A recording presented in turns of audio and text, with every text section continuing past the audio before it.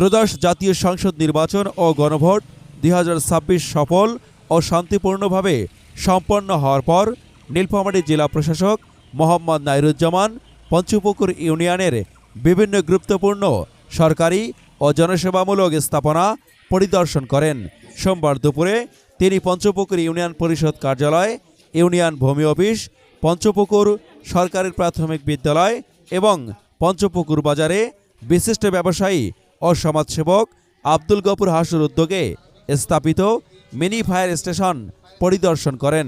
পরিদর্শনকালে জেলা প্রশাসক বলেন, নীলফামারীর এই এলাকায় নির্বাচন ছিল সম্পূর্ণ শান্তিপূর্ণ ও সুষ্ঠু। জনগণের সচেতন অংশগ্রহণ এবং প্রশাসনের দায়িত্বশীল ভূমিকার ফলে কোনো ধরনের অপ্রীতিকর ঘটনার সৃষ্টি হয়নি। তিনি স্থানীয় প্রশাসন, জনপ্রতিনিধি ও বাজার কমিটির সদস্যদের সহযোগিতার জন্য কৃতজ্ঞতা প্রকাশ করেন। বিশেষ করে পঞ্চপুকুর বাজারে অগ্নি নিরাপত্তা নিশ্চিত করতে মিনি ফায়ার স্টেশন স্থাপনের উদ্যোগকে সময় উপযোগী ও প্রশংসনীয় উল্লেখ করে জেলা প্রশাসক বাজার কমিটিকে ধন্যবাদ জানান।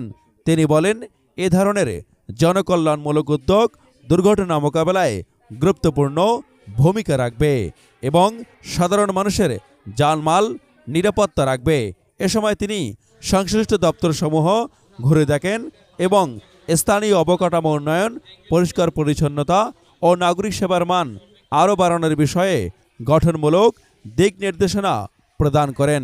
পরিদর্শনকালে উপস্থিত ছিলেন পঞ্চপুকুর ইউনিয়ন পরিষদের চেয়ারম্যান ওয়াহিদুল ইসলাম সরকার, ইউপি সদস্যগণ এবং চেয়ারম্যান প্রার্থী আব্দুল গফুর হাসু, বাজার কমিটির সভাপতি, সাধারণ সম্পাদক সহ অন্যান্য সদস্যবৃন্দ, সাংবাদিক আরিফ হোসেন এবং স্থানীয় ব্যবসায়ী ও গণ্যমান্য ব্যক্তিবর্গ।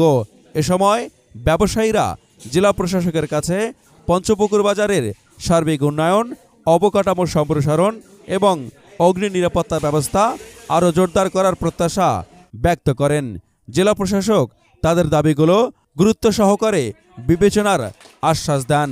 সব মিলিয়ে নির্বাচন পরবর্তী সময়ে পঞ্চপুকুরে জেলা প্রশাসকের এই পরিদর্শন স্থানীয় জনগণের মাঝে স্বস্তি ও আস্থার বার্তা পৌঁছে দেয় এবং এলাকার উন্নয়নমূলক কর্মকাণ্ডকে নতুন গতি দেবে বলে সংশ্লিষ্টরা আশা প্রকাশ করেন।